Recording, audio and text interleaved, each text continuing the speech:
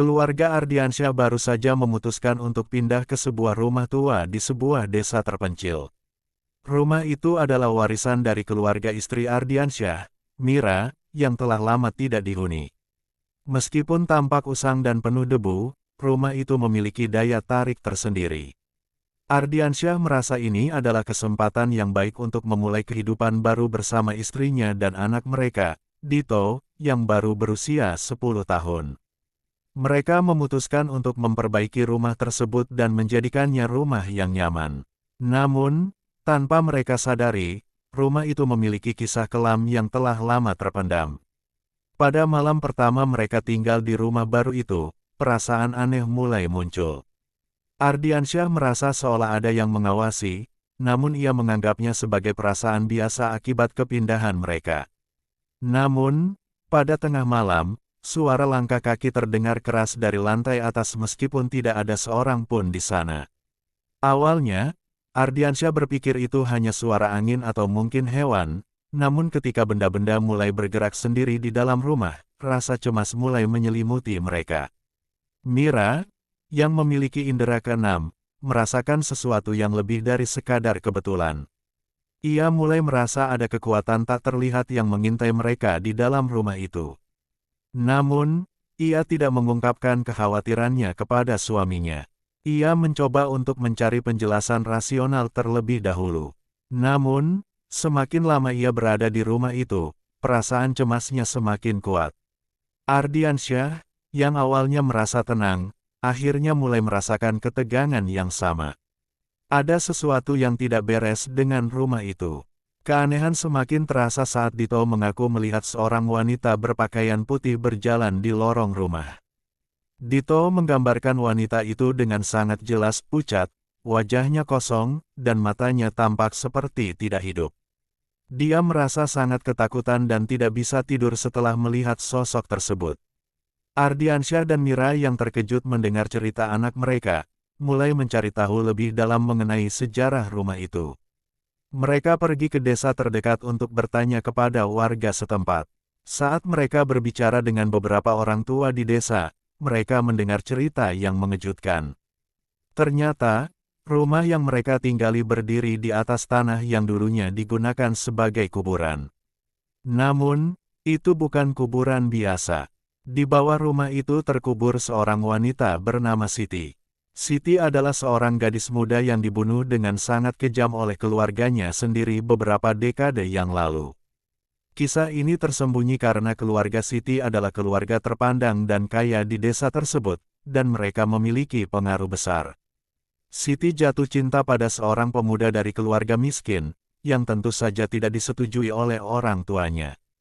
Karena cinta terlarang tersebut, dia dianggap telah mencemarkan nama baik keluarga. Siti pun dipaksa untuk menikah dengan pria yang tidak ia cintai, namun ia menolak. Ketegangan dalam keluarga semakin meningkat hingga akhirnya, dalam keadaan marah, saudara laki-lakinya membunuh Siti dengan cara yang sangat brutal dan menguburkannya di bawah rumah yang kini mereka huni. Namun, meski tubuhnya terkubur, roh Siti yang penuh dendam tidak dapat beristirahat dengan tenang. Dendamnya yang belum terbalaskan membuatnya terperangkap di rumah itu, mencari keadilan atas kematiannya yang tidak pernah terungkap. Siti ingin agar orang-orang yang bertanggung jawab atas kematiannya merasakan akibat dari perbuatannya. Rohnya kembali, dengan tujuan untuk menghancurkan segala yang ada di rumah tersebut. Teror yang dialami keluarga Ardiansyah semakin menjadi-jadi. Suara-suara aneh semakin sering terdengar, kadang diikuti dengan suara tangisan pilu yang datang entah dari mana. Benda-benda yang awalnya hanya bergerak perlahan kini mulai terlempar dengan keras, menghancurkan furnitur di rumah. Anggota keluarga mulai merasa teror fisik. Ardiansyah mulai merasa sakit kepala yang luar biasa, sementara Mira sering terbangun tengah malam, terkejut oleh suara langkah kaki yang berderap di dekatnya. Dito bahkan mulai bermimpi buruk, terbangun dengan keringat dingin, mengatakan bahwa wanita berpakaian putih itu ingin membawanya pergi. Mira, yang semakin merasa ketegangan ini tak bisa dijelaskan, akhirnya memutuskan untuk mencari bantuan. Ia pergi ke seorang dukun tua yang tinggal di pinggiran desa, berharap mendapatkan petunjuk tentang bagaimana menghentikan teror ini. Dukun tersebut mendengarkan ceritanya dengan seksama dan mengatakan bahwa rumah tersebut tidak hanya dihuni oleh arwah penasaran, tetapi juga terkutuk. Satu-satunya cara untuk mengakhiri teror ini adalah dengan mengungkapkan siapa yang sebenarnya bertanggung jawab atas kematian Siti dan memastikan bahwa keadilan ditegakkan, meskipun sudah begitu lama berlalu. Mira dan Ardiansyah, dengan rasa takut yang semakin mendalam, mulai menyelidiki lebih lanjut. Mereka berbicara dengan beberapa warga tua dan mencari bukti-bukti yang mungkin dapat mengungkap siapa yang terlibat dalam pembunuhan Siti.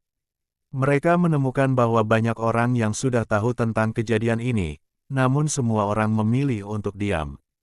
Keluarga Siti yang kaya dan berkuasa berhasil menutupi semua jejak pembunuhan itu, bahkan membayar orang-orang untuk menjaga rahasia mereka.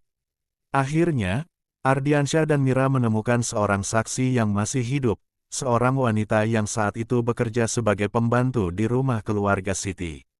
Wanita itu menceritakan bagaimana Siti dibunuh dan bagaimana tubuhnya dikuburkan dengan sembunyi-sembunyi di bawah rumah yang kini mereka tinggali.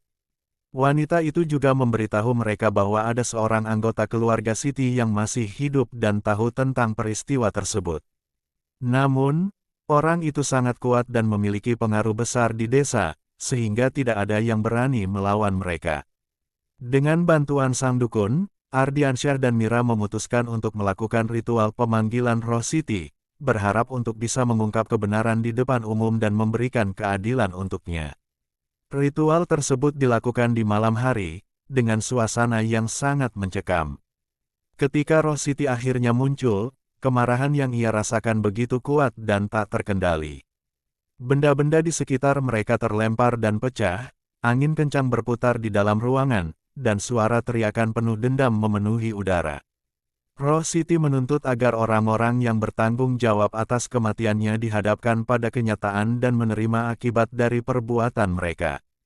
Selama ritual itu, akhirnya terungkaplah siapa yang sebenarnya membunuh Siti, saudara laki-lakinya sendiri, yang kini sudah menjadi seorang pria tua yang sangat dihormati di desa. Ketika kebenaran terbongkar, ia tidak bisa lagi menyembunyikan rasa bersalah dan penyesalan yang telah lama terkubur. Dengan penuh rasa takut, dia mengakui perbuatannya di depan roh Siti, yang akhirnya menemukan kedamaian setelah kematiannya yang tak terungkapkan itu terungkap. Setelah ritual tersebut, roh Siti akhirnya dapat beristirahat dengan tenang. Keadaan di rumah itu mulai berubah, dan teror yang selama ini mereka alami pun berhenti. Meskipun mereka berhasil mengatasi teror itu, keluarga Ardiansyah tidak akan pernah melupakan apa yang telah mereka alami. Rumah itu, yang semula mereka anggap sebagai tempat untuk memulai hidup baru, kini menjadi tempat mereka mengenang kisah kelam yang berakhir dengan damai setelah dendam dari kubur terungkap.